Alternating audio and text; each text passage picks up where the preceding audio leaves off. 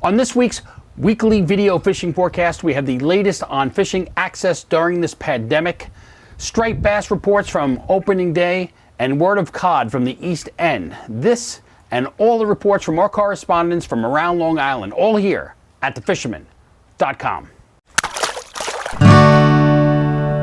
The Fishing News is sponsored by these fine partners. The weekly edition is out now and can be viewed digitally at thefisherman.com with a subscription. Click on the card in the top right if you need more information on how to view the magazine. Let's start off with Senior Editor Fred Galafaro.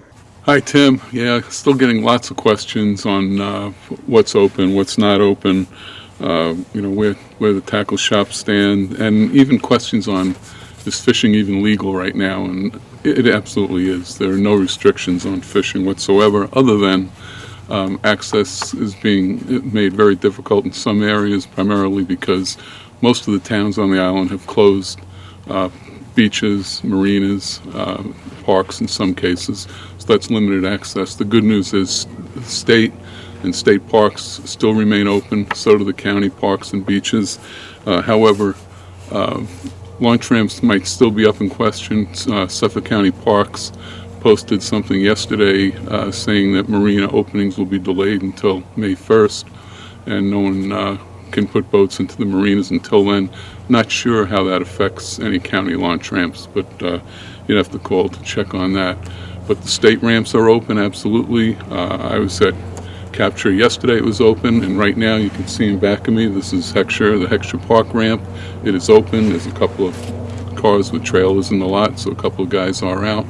So to answer that, because I know there's been some things posted online saying that the ramps are closed, state ramps are not closed. Interesting too, some neighboring states, for example, Massachusetts just earlier this week declared that tackle shops were essential businesses, so they are all open. Connecticut, the shops are open. New Jersey okayed curbside delivery for all tackle shops in New Jersey. And here in New York, the New York Fish and Tackle Trade Association put in a request for modified openings, and it's been probably 2 weeks now and has still not heard back, although some shops have gotten permission to do curbside deliveries. So some tackle shops are open for one reason or another. Some are completely closed. Best bet is to call ahead, check with your tackle shop, especially if you're concerned about getting bait. If you are using a state ramp or even fishing on any of the piers or the beaches, please strictly follow the social distancing guidelines. We don't want to jeopardize what access we do have. Just don't be stupid about it. Okay, don't do anything like that. And if you are going out in a boat, and even if you're fishing from shore, you should only be doing it with people that you can find in your own home with. No going out with your buddies or friends. Not the time or place for that. So again, let's be smart. Let's not jeopardize any of the access we do have. On the fishing front, there is some fishing news, not much, albeit because of the virus, and we've had some nasty weather. We had the storm, and we've had a lot of wind, but there is some fishing going on. Still lots of schoolies and reports coming again from all around the island, basically. Even as far out as Montauk, Ditch Plains, there's been fish. Savio Mizzi's been catching schoolies on the open beach in East Hampton. I know there were reports from Southampton beaches also, from East End Bait and Tackle. Shinnecock Canal, even rumors of a couple of weak fish from there this past week, along with some bass. Nothing on flounder yet from there, or the Quo Canal for that matter. But Matt from J&J, he and a buddy did fish the Quo Canal. They were looking for flounder. They ended up catching some blackfish on their worm baits. So again, blackfishing was off to a good start. This past week, the wind pretty much shut it down for any boats, but it looks promising over the next couple of weeks for the April season for blackfish. Out in Montauk, some of the commercial hook and liners, they are catching cod over at Block Island, but again, no party charter boats sailing, so difficult to get to those fish. On the freshwater side, largemouth bass season, the catch and release season runs through April 30th. Then everything is shut down until the first Saturday in June when the regular season opens.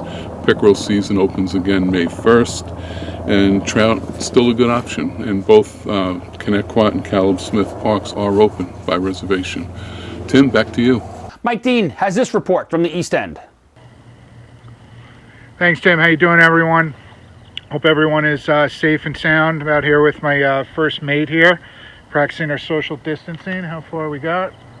Yep. So the fishing, with the weather that went through, with the high wind, not as many days out there catching, but the bite seems to be approximately the same as last week. Small schoolies in the bay, taking soft plastic, SP minnows. Not really a top order bite. There are a few fish that showed up in the ocean that seem kind of 23 to 28 inch size. The fish closer to 28 fish are being taken at night in the back bays. Seems to be some bigger swimmers, mag darters are doing the trick there. Haven't heard of a flounder bite with most of the marinas closed. Some are open. Really, no one's gotten out on the boat, so haven't really heard much on that front. But it is nice to get out there. Obviously, with what's going on, the social distancing thing. Please, we got to keep on it. Luckily, we still have access in a lot of spots. Don't want to see this thing get shut down. There's plenty of places to go in the back bays if there's too many people around. So let's do the right thing there. And from the bottom of our hearts, for my family and everyone else out there, the first responders, the healthcare workers, can't thank you enough for what you're doing. Until next week, stay safe, stay sound, catch them up. There is no better place to practice social distancing than with the family out on the water. Check out a Sea Pro powered by Suzuki. Low rates make it the perfect time to buy. Visit kalesfamilyboating.com for more information. Captain Al Lorenzetti has been exploring and has this report from the Great South Bay and Fire Island area. Hey Tim, the report around Fire Island, actually pretty good. I went out flounder fishing yesterday during a little break in the weather. Didn't catch any flounder, but caught 7 striped bass. Actually, 2 of them were in a keeper range, at about 29, almost 30 inches. So there's action, there's things to do. I got to try a couple of different flounder spots, but I'm going to be doing that over the next week, and we'll see how things go from here. That's about it for this week, Tim. Take care. Hope you're well and everybody else is well. Bye-bye. We have a good tip from Jeffrey Hopkins if you're having trouble finding bait for flounder. I dug up some mussels on the North Shore the day before yesterday. Very easy to do. Find a marshy area, you'll find mussels. Just don't eat those mussels because the water's not. Don't eat the mussels. That's all I'm going to say. But you can use them for bait. But before you use them for flounder, if you're not going off a boat, which I was going off a beach, those mussels will fall off the hook easy. So put them in a pot and let them start to steam a little bit, just till they start cracking open a little bit. That way you can get inside and without ruining them. Take them off the stove because you don't want to cook them too much because you don't want to lose all those juices the flounder's going to want. So open up the shells, throw them in a little plastic container and salt it down. That'll keep them on the hook. Here's the Fly Report with Paul McCain. Hello, Tim. Here I am. I'm up here in Oswego. Not to fish, unfortunately, but I brought my daughter up here to check out the campus. But I will tell you, this week, after Monday's rain, a lot of these rivers are blown out. I crossed a lot of them coming up state, and they're all muddy. But with that said, I will tell you, there is fishing, especially on Long Island, because we're all spring creeks. So we have a lot of insects in the water and everything. So it will be a good week to get out there, throw some sandworm worms, some ant patterns. And if you want, the salt is just really starting to come alive now.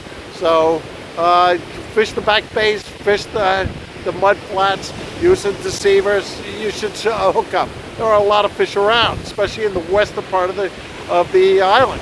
Now, with that said, personally, I'm being interviewed by Ask About Fly Fishing podcast. Follow my website. It's going to be great. On April 22nd, I'm going to talk about all the fishing opportunities we have here on Long Island. So check it out. That's at 9 o'clock, April 22nd. Ask About Fly Fishing Radio. Till then, tie lines, everybody. Joseph Benasavenga has been consistently fishing Jones Beach with great results. Yesterday morning, Joe had schoolies up to 26 inches using a Bass Assassin with a teaser. Looks like hot pink is the color. The Fisherman is now on Amazon Fire TV, Roku, Apple TV, and Android TV. So now you can watch this broadcast and our other video content on the big screen. Just search for The Fisherman TV on those devices. From Oceanside, Joey Leggio has been catching schoolies in his backyard like this little guy that fell for an algag underspin. He's itching to get out on the water with his boat, but he may need some help removing the crane that's sunk in his backyard. I guess the silver lining, Joey, would be if that wreck is not removed quickly, you'll have one hell of a fishing spot in your backyard. From Staten Island, we have Mike Sentry. Well, managed to get out and did a little bit of jigging, live baiting, chunking. Bass didn't want them. Hit some nice schools. Threw everything you want at these bass. They totally did not want what's on the menu. Decided to troll, and that's what they wanted. The Mojos got hit a few times. The stretch 15s and 25s, those definitely got hit pretty much 99% of the time. No big bass to report this week. A few schoolies, some decent sized keepers. That's about it. But that's all I have to report. Here's a nice picture of me by the lighthouse, and the weather was definitely turning up yesterday, Monday. Today's Tuesday, so looking forward to get out again, hopefully by next week, when these bass hopefully finalize the breeding and start getting more active. The water warms up, they become more active. Top water becomes pretty insane bite. So sharpen your hooks, folks, and get out there. From the big city, the urban angler who was walking to one of his spots. As he walked the beach, he could hear the bunker slapping on the surface with bass on the feed as well. When he arrived at his spot, he saw a big bass on the surface only 10 to 15 feet away. On his second cast, the bass followed his plug and smashed it damn near his feet. If only that fish practiced social distancing. He had a long battle with the striper and quickly released it after taking the photo. With no scale or ruler, he estimated the fish to be around 40 inches and 25 plus pounds. For you kayakers out there, Toby Lipinski just posted this video on YouTube rigging his new kayak with LED lighting. Fishing from a kayak can give you access to fishing areas that you can't reach with a boat or on foot. And with so many boat launches closed, this is a good workaround to get out on the water and fish. And I want to mention the Fisherman's Coastal Kayak Clash. This is a season-long multi-species fishing tournament open exclusively to the Fisherman magazine subscribers who work over their local waters from the comfort of their kayak. Click on the card for more info or visit thefisherman.com. If you'd like to be part of our weekly video fishing forecast, we're looking for social media savvy anglers for hyperlocal reporting from around the New York, Metro, and Long Island area, especially from Montauk and the North Fork. So if you're a captain, tackle shop, or just an avid angler, contact me at libayrat@gmail.com. Remember, like our video, subscribe to our YouTube channel, and tap on the bell to be notified instantly when we post a new video on YouTube. And of course, be a subscriber to the Fisherman magazine to be part of the Dream Boat and Kayak Clash contest. Check out this video's description on YouTube for all the related links and more information. And please support our correspondents by visiting their websites and social media pages. Be smart out there and keep your distance. See you next week right here at thefisherman.com.